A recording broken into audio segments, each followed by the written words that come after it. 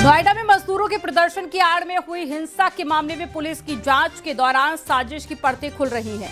इसमें पता चला है कि हिंसा करने वाले अधिकतर लोग मजदूर थे ही नहीं, जिसमें अब बैक टू बैक खुलासे हो रहे हैं। आपको इस रिपोर्ट में दिखाते हैं।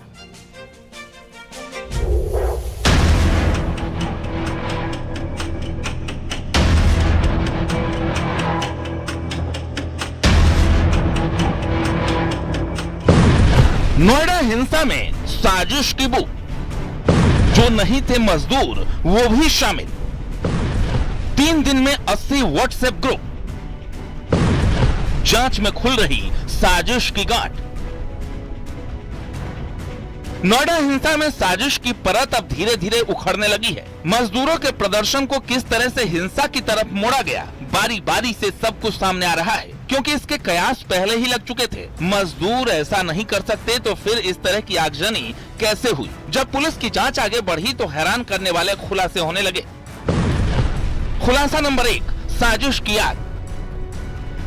मजदूरों को भड़काने में 32 लोगों का हाथ। इन 32 में से 19 लोगों की गिरफ्तारी हुई। 34 ऐसे लोग गिरफ्तार हैं जो मजदूर हैं ही नहीं। आगजनी की घटना में 8 लोग मजदूर नहीं निकले। यानी साजिश के तार कुछ इस तरह से बुने गए हैं कि जिसमें 66 गिरफ्तारियां हुई, लेकिन उसमें 45 लोग मजदूर हैं ही नहीं। नोएडा मजदूर कंपनी विवाद में आगजनी में जो 17 की पहचान हुई, जिसमें 11 की गिरफ्तारी हो चुकी है, जिसमें कई अरेस्ट लोग मजदूर बिगुल और अर्बन नक्सल बताए जा रहे हैं। उत्तर प्रदेश सरकार द्वारा हाई लेवल कमेटी जो भेजी गई थी, उसकी संस्तुतियों को कल स्वीकार कर लिया गया था और श्रमिकों के वेतन में अंतरिम रूप से कुछ वृद्धि की गई थी। इस वृद्धि के पश्चात एक वेज बोर्ड के गठन का भी फैसला लिया गया है, जो लेबर और सभी स्टेक होल्डर से बात करके आगे भी इस तरह की संस्तुतियां उत्तर प्रदेश सरकार को सौंपेंगे। इसको काफी कल व्यापक तौर पर प्रसारित कराया गया था और उसको पोस्टर बनवा के उसका सभी फैक्ट्रियों के मेन गेट्स पर उसको चस्पा करवाया गया था, लेबर ग्रुप्स में डाला गया था और समाचार माध्यम से और संवाद माध्यमों से भी उनको अवगत कराया गया था। इसी चीजों को देखते हुए परिप्रेक्ष्य में आज नॉर्मलसी आई है और सभी यूनिट्स में शांतिपूर्वक इस समय काम चल रहा है। अभी इस हिंसा में और भी खुलासे हो रहे हैं। नोएडा में श्रमिकों के आंदोलन के दौरान हुई हिंसा में मजदूर बिगुल दस्ता नाम के एक संगठन का हाथ सामने आया है। खुलासा नंबर 2, साजिश की आग। मजदूर बिगुल दस्ता का भी नाम। संगठन के मुखिया रुपेश राय गिरफ्तार। संगठन से जुड़े कई अन्य लोगों को भी पकड़ा। इस साजिश के तार यहीं तक नहीं रुके, बल्कि इस प्रदर्शन को हिंसा की तरफ ले जाने के लिए सोशल मीडिया का भी इस्तेमाल किया गया।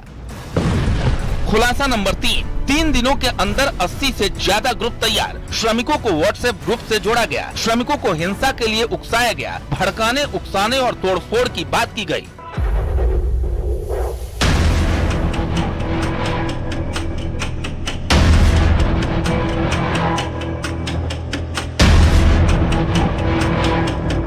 अब पुलिस इस मामले में तेजी से एक्शन ले रही है। हिंसा की आग भले ही शांत हो गई हो, लेकिन पुलिस का एक्शन ताबड़तोड़ जारी है। Digital forensic team, cyber cell और खुफिया एजेंसियां मिलकर पूरे नेटवर्क की परतें खोलने में जुटी हैं। सैकड़ों से ज्यादा सीसीटीवी जब्त किए गए हैं। नकाबपोशों की तलाश की जा रही है, लगातार कार्रवाई की जा रही है और ऐसे नेक्सस के भंडाफोड़ के लिए एक तरफ एसटीएफ जांच कर रही है, जिसमें अगर बात करें तो एसटीएफ जो है वो ऐसे ट्विटर हैंडल्स, ऐसे सोशल मीडिया प्लेटफॉर्म्स पर जहां पे भी भड़काऊ मैसेजेस फ्लोट किए गए हैं, व्हाट्सएप ग्रुप्स, इन सभी चीजों को चिन्हित कर रही है और इनके जो लिंक हैं वो उत्तर प्रदेश के बाहर अन्य राज्यों से भी जुड़े हैं। कैमरामैन विपिन के साथ हिमांशु शुक्ला, न्यूज़ 18 नोएडा।